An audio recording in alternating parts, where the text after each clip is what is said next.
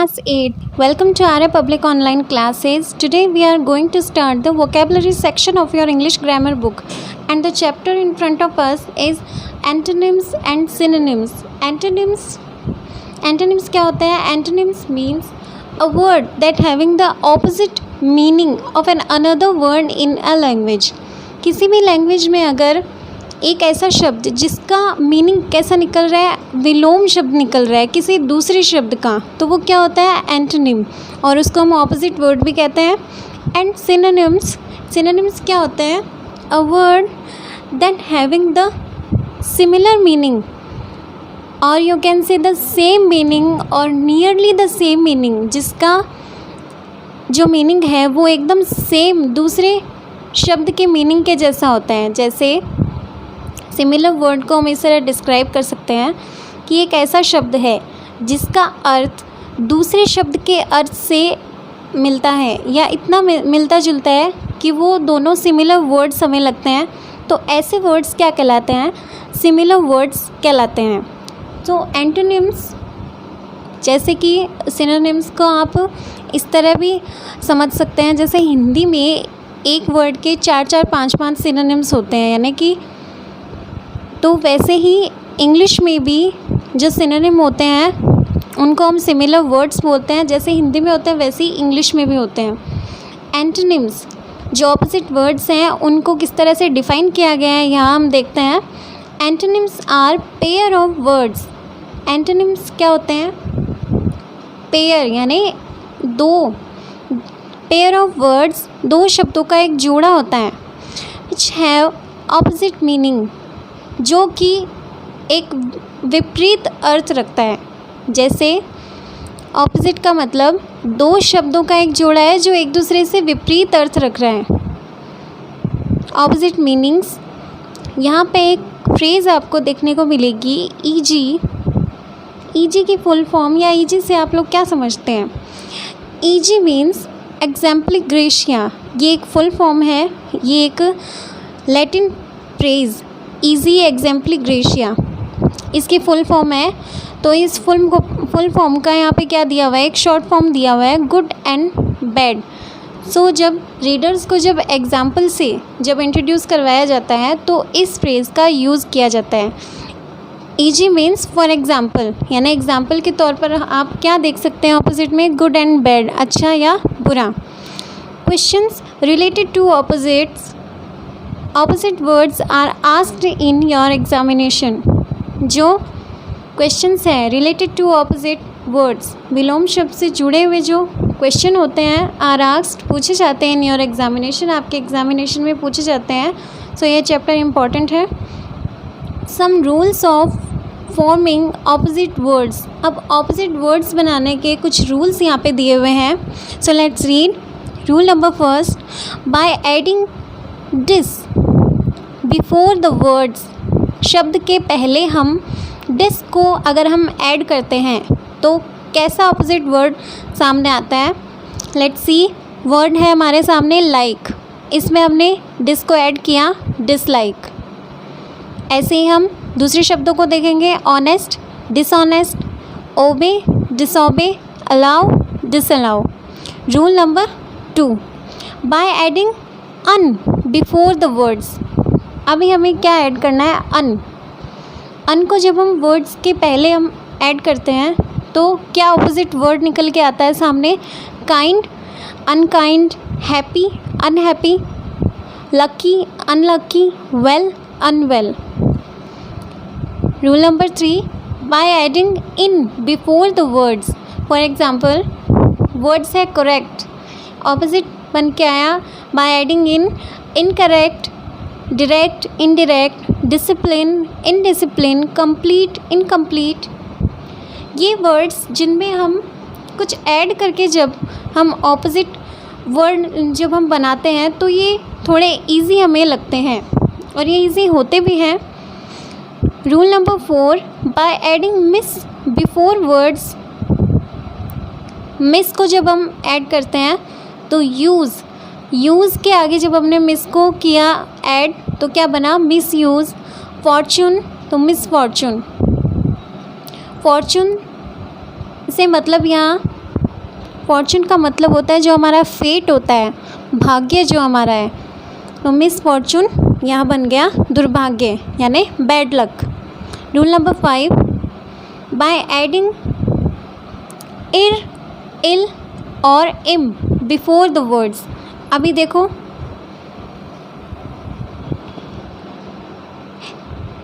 तीन टाइप के इसमें एग्जाम्पल साथ में दिए हमें, regular, irregular, legal, illegal, possible, impossible, pure, impure. Regular का मतलब जो चीज़ एकदम रेगुलरिटी के साथ, नियमितता के साथ होती है, तो उसको हम क्या बोलते हैं, रेगुलर। लीगल यानी जो लॉ से रिलेटेड होता है, जो वैधानिक होता है, उसको हम क्या बोलते हैं, लीगल। और इलीगल यानी अवैधानिक, गैर कानूनी।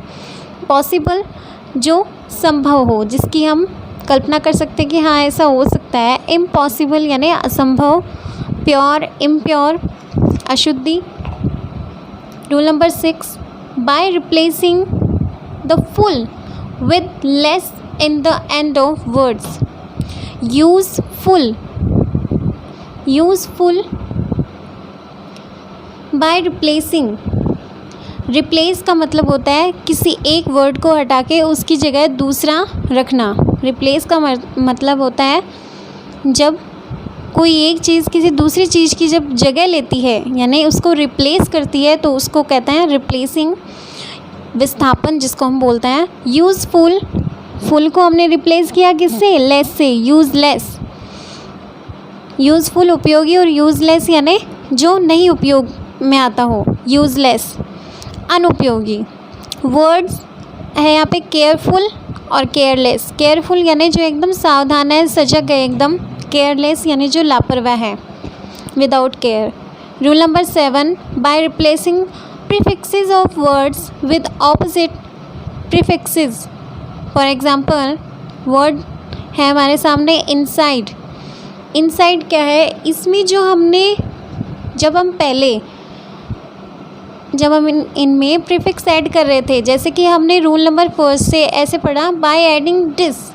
तो ये जो डिस था यहाँ पे, वो क्या था, वो एक प्रीफिक्स था।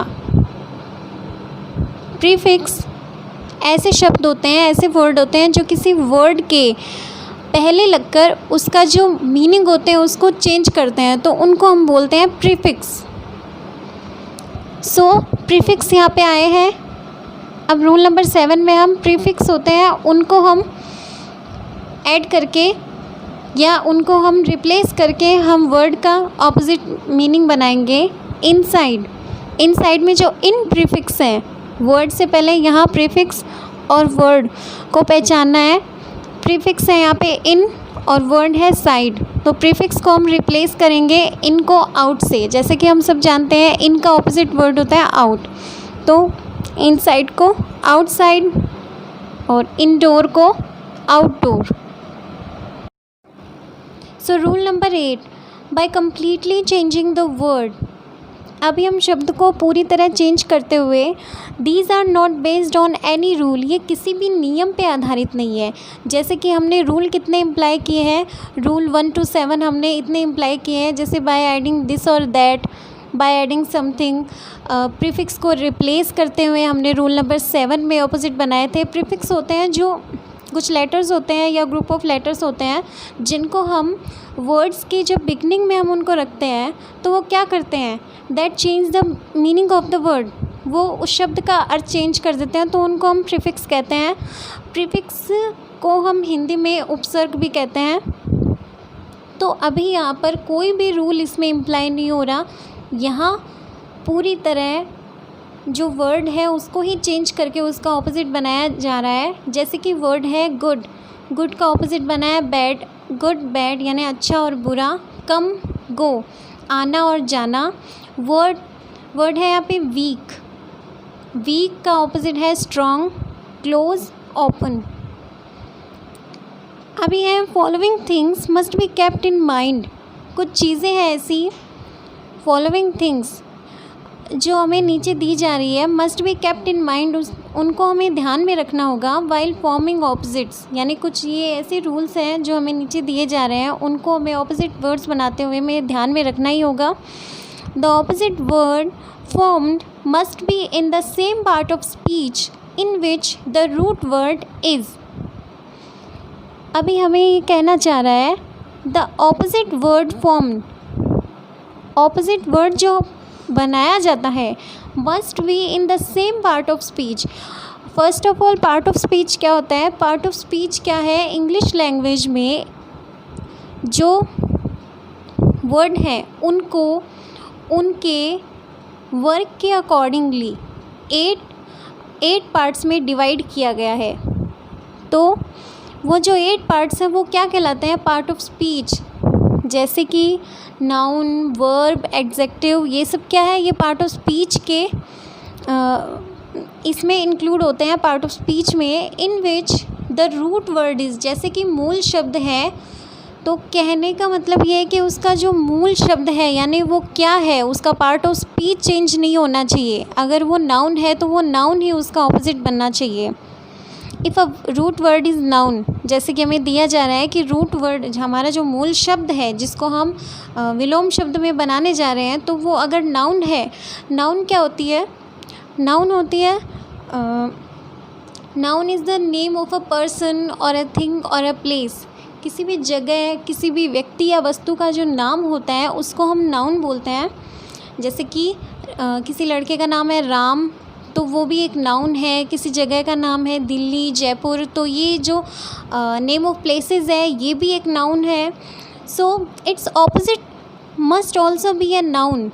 अगर एक रूट वर्ड नाउन है तो उसका जो ऑपोजिट वर्ड हम बनाने जा रहे हैं वो भी नाउन ही होना चाहिए।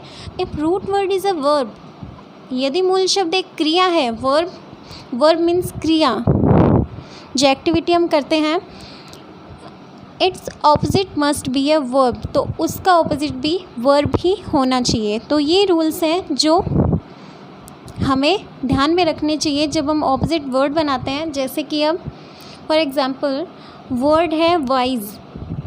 सो वाइज क्या है? पार्ट ऑफ स्पीच हम इसको किस तरह से लेते हैं? वाइज मीन्स बुद्धिमान। तो बुद्धिमानी क्या है? ये एक स्पेशलिटी है, यानी एक विशेषता है। तो ये किसी इंसान का एक विशेषण, ये पार्ट ऑफ स्पीच के अंतर्गत ये आता है एडजेक्टिव यानी विशेषण में, क्योंकि ये क्या है? स्पेशलिटी है किसी पर्सन की। सो इसका जो ऑपोजिट होता है वो भी एक एडजेक्टिव में ही बनना चाहिए। तो एडजेक्टिव इसका क्या बनेगा? फुलिश, यानी मूर्ख। जो बुद्धिमान है और उसका ऑपोजिट क्या हो गया? जो मूर्ख है। गो क्या है? एक वर्ब है, यानी जाना। जाना एक क्रिया है, तो उसका जो ऑपोजिट वर्ब है वो होगी कम। इन है प्रीपोजिशन। उसकी जो ऑपोजिट प्रीपोजिशन होगी वो होगी आउट। यस है एक इंटरजेक्शन हाँ और ना। हियर है यहाँ पे एक एडवर्ब। यहाँ पे पार्ट ऑफ स्पीच हमें दिए जा रहे हैं, इनको आप देखिए, adjective, verb, preposition, interjection, adverb, pronoun, ये सभी पार्ट ऑफ स्पीच। जब हम एक सेंटेंस को बनाते हैं तो एक सेंटेंस में ये सभी पार्ट ऑफ स्पीच आते हैं। जैसे पार्ट ऑफ स्पीच में एडजेक्टिव भी आता है। जैसे किसी भी पर्सन की अगर हम स्पेशलिटी बता रहे हैं तो एडजेक्टिव आ जाएगा।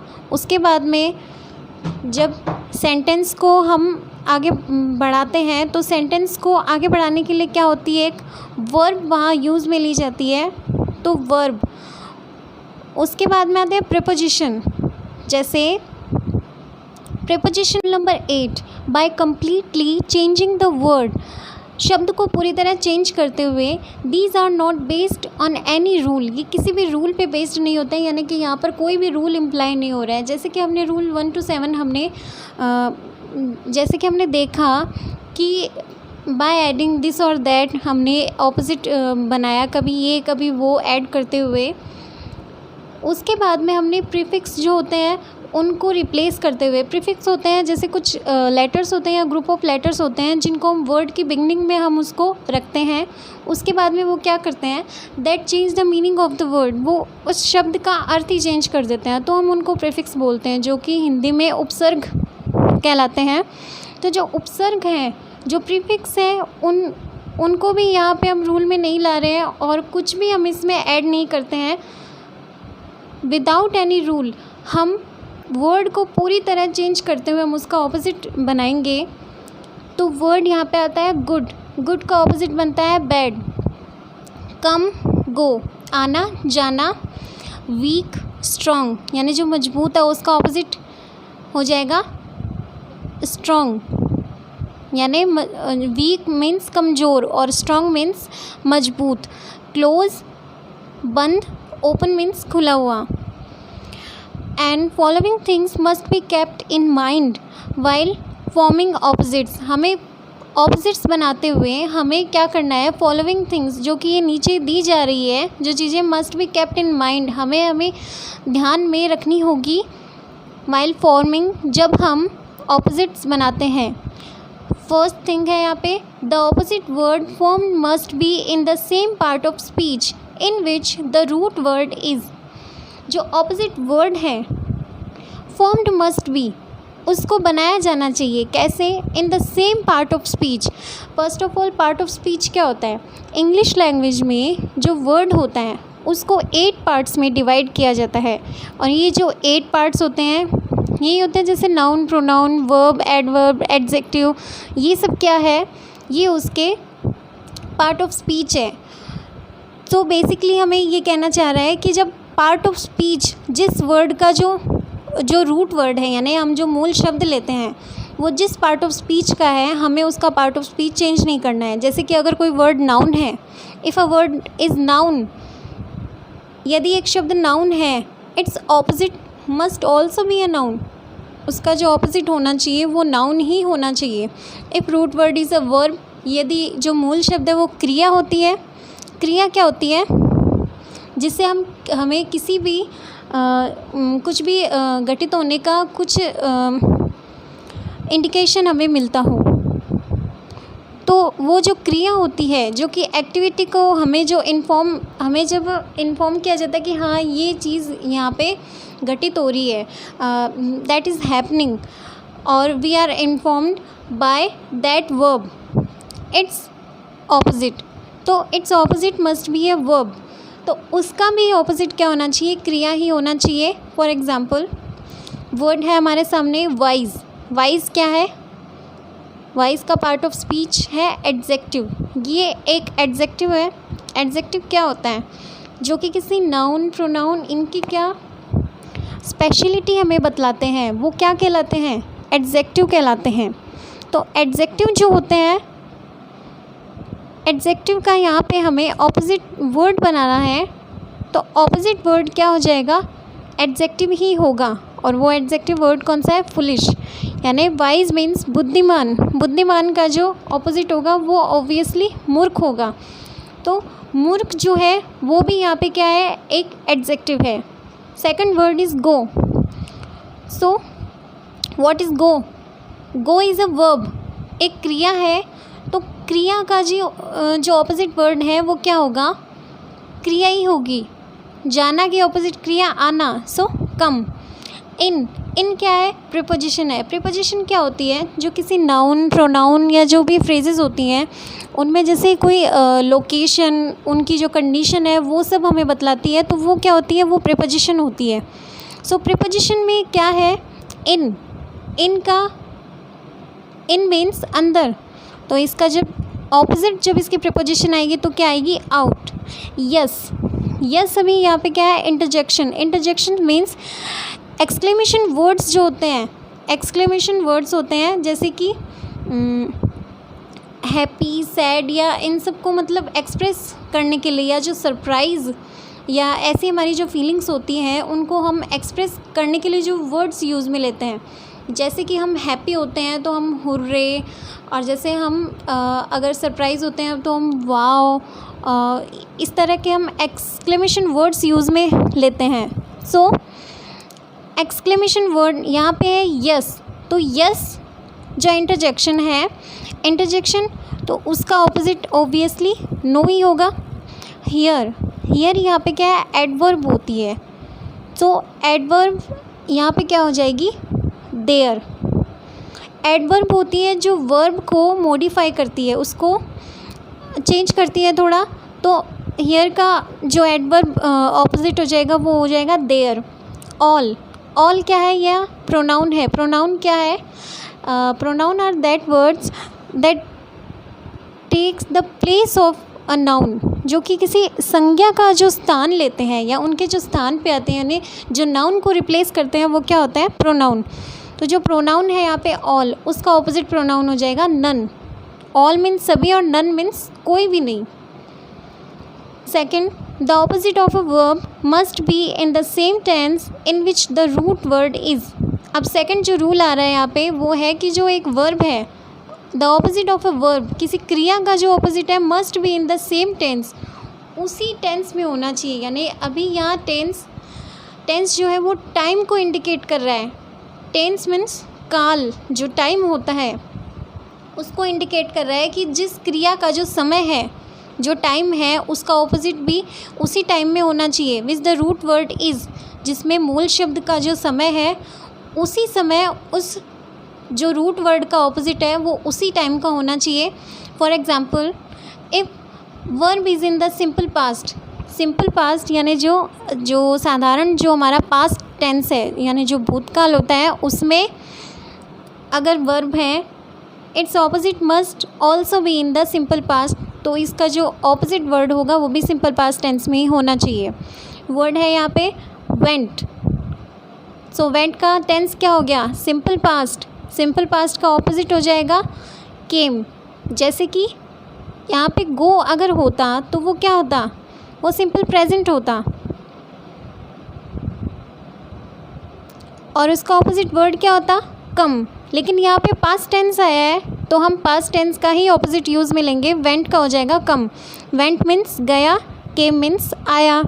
गोन पास्ट पार्टिसिपल टेंस है और इसका हो जाएगा कम, क्योंकि उसका जो कम है उसकी थर्ड फॉर्म क्या होती है, कम, कैम, कम ही होती है। विल गो है सिंपल फ्यूचर टेंस और इसका हो जाएगा सिंपल फ्यूचर, ऑपोजिट हो जाएगा इसका will come. Number 3, the number of opposite word must coincide with the number of root word. Coincide means to be matched with something. इसका किसी चीज़ के साथ में कुछ मेल होना चाहिए। The number of opposite word must coincide with the number of root word, कि जो मूल शब्द है उनके साथ में ऑपोजिट वर्ड का थोड़ा मैच होना चाहिए उसकी नंबर के साथ में, यानी जिस नंबर में वो रूट वर्ड है उसी नंबर में उनका ऑपोजिट होना चाहिए। जैसे अब यहाँ नंबर्स की बात हो रही है, if the root word is a singular number, यदि यहाँ पे सिंगुलर नंबर आ गया है तो ऑपोजिट वर्ड भी सिंगुलर ही होना चाहिए, वो प्लूरल नहीं हो सकता। Word must be also in a singular number, तो जो ऑपोजिट वर्ड है वो भी सिंगुलर नंबर में होगा। The same is true for plural number, अगर प्लूरल नंबर में आता है जो रूट वर्ड है तो जो ऑपोजिट वर्ड है वो भी प्लूरल नंबर में ही आएगा। जैसे फ्रेंड्स है, फ्रेंड्स प्लूरल है एक, हमें पता है प्लूरल, तो इसका जब ऑपोजिट वर्ड आएगा तो वो भी रूट वर्ड की तरह प्लूरल ही आएगा। तो फ्रेंड्स का एनिमीज़ यानी मित्र बहुत सारे, तो दुश्मन भी बहुत सारे। गोज़ मीन्स जाता है, सो ये क्या है, सिंगुलर है, तो इसका जो ऑपोजिट वर्ड है वो आ जाएगा कम्स, सिंगुलर में।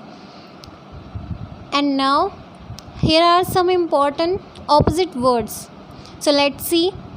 वर्ड है एबिलिटी, ऑपोजिट है इनएबिलिटी। एबिलिटी मीन्स जो एक कैपेसिटी होती है टू डू समथिंग, कुछ भी करने की जो हमारी कैपेसिटी है, जो हमारी समर्थता है, जो हमारी क्षमता है, पावर है हमारा, उसको हम बोलते हैं एबिलिटी। तो इसका अपोजिट हो जाएगा इनएबिलिटी। अलोन अकेला, टुगेदर साथ में, बिफोर पहले, आफ्टर बाद में, यहाँ पे हम वर्ड को कम्प्लीटली चेंज करते हुए ऑपोजिट बना रहे हैं। यहाँ पे हम कुछ भी ऐड नहीं कर रहे हैं, ना इनकी बिगनिंग में ना इनके पीछे। Best, worst. बेस्ट मीन्स सबसे अच्छा, वर्स्ट मीन्स सबसे बुरा। Beautiful, ugly. Big, small. Buy, sell. Buy means खरीदना और सेल मीन्स बेचना। क्लीन, क्लीन साफ़ सुथरा, डर्टी गंदा। ब्रेव मीन्स बहादुर। कावर्ड माने जो डरपोक है, कायर है। ब्लेस, ब्लेस का मतलब किसी को आशीर्वाद देना। कर्स, यहाँ पे कुछ जो हार्ड मीनिंग है उनको आप देख लीजिए। ब्रेव, ब्रेव मीन्स बहादुर।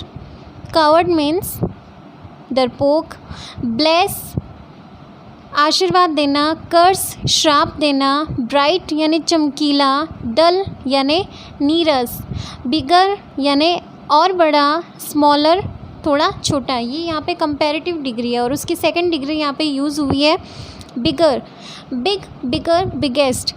तो यहाँ पे क्या है, बिगर यानी कंपैरेटिव डिग्री की जो सेकंड कंडीशन है वो यहाँ पे है। तो बिगर यानी थोड़ा बड़ा और स्मॉलर यानी थोड़ा और छोटा। बिलीव, विश्वास करना। डिसबिलीव, अविश्वास करना। बिहाइंड, बिहाइंड मीन्स पीछे। इन फ्रंट ऑफ मीन्स सामने। बेटर और अच्छा। वर्स और बुरा। केयरफुल, सजग जो सावधान है एकदम, केयरफुल है। केयरलेस जो लापरवाह है। सो नेक्स्ट वीडियो में हम इसके जो आगे जो ऑपोजिट्स आते हैं हम उनको देखेंगे। So that's all for this video. Till the next video, keep practising, keep learning.